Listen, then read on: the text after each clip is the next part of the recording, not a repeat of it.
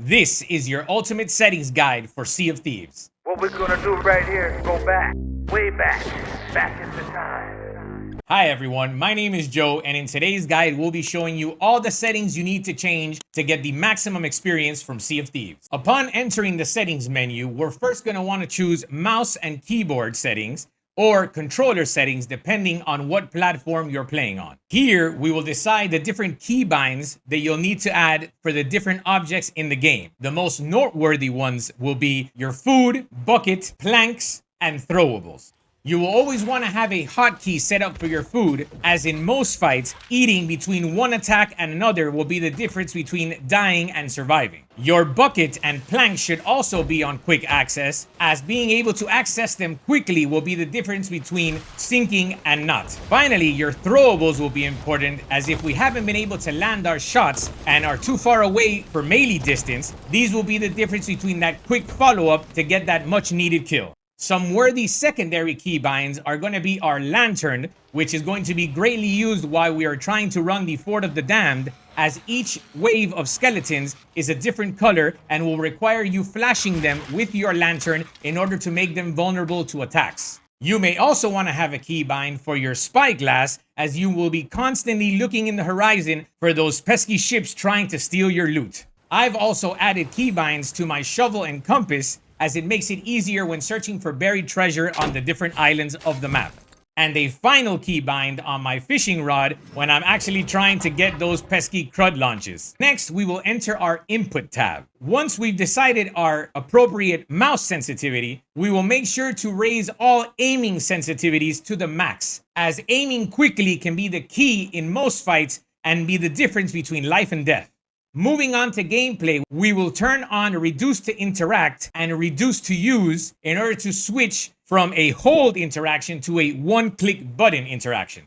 Then we will disable ship sitting and trinket interactions in order to avoid accidentally sitting on our ship or entering the trinkets menu when in a heated battle on our ships. Upon scrolling all the way down in this tab, we will activate authoritative hit markers. This will take away from the now notorious known hit registration issues in Sea of Thieves and only give us an X when we are actually dealing damage to our opponent. In the HUD tab, we will switch island banners from cinematic to slimline, as when we have them in cinematic, a large black bar will both appear on top and on the bottom of the screen, which will cover both our health bars and ammo bars for a long period of time, which in a naval combat situation can be extremely troublesome.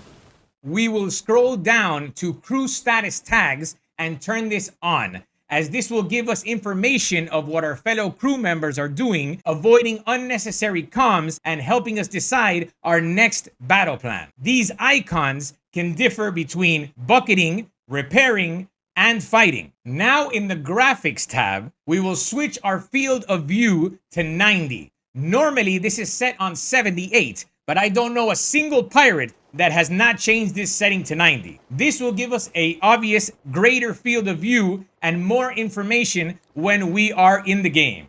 An added secret to this is that ultra-wide monitors, even though at the same setting of 90, will actually show even more information on our screen. Another good tip is switching our water detail to common. Even if we have a very great graphics card and love seeing the high definition of the seas, having this setting turned down will make it much easier to spot people in the water, and they can be the difference between dealing with a boarder already on your ladder or on your ship to being able to take care of them while they are still swimming up to your boat.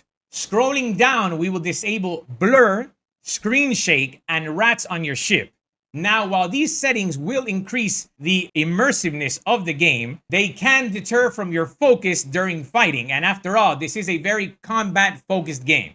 On to what is now arguably the most important settings tab in the game, your audio settings. Regardless of your preference for SFX sound in other games, in Sea of Thieves we will want to raise this to the max, as the audio cues in this game have been meticulously created to give you multiple sources of information for what is going on around you. There are many unique sounds that were created in this game to give you information from someone swimming by your ship, someone boarding your ship, to the sounds that cannonballs make upon hitting your hull as opposed to your mast, and the sounds that cannonballs make when they are fired as opposed to when a player is being shot out trying to board your ship.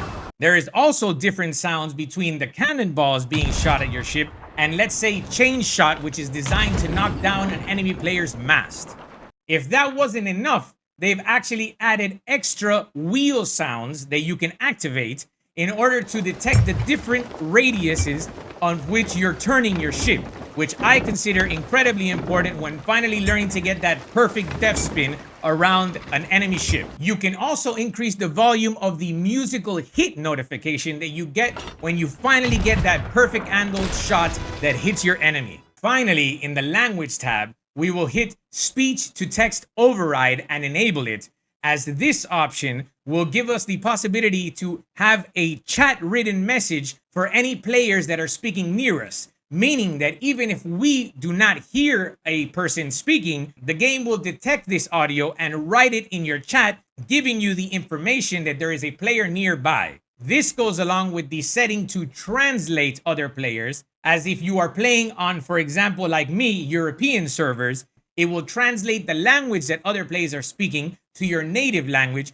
giving you even more information about what these hot micing swabbies are up to. And there you have it, your ultimate settings guide for Sea of Thieves. If you found the video helpful, please leave a like, subscribe to the channel, and leave a comment down below on what guides you want to see next. I can't stop this feeling.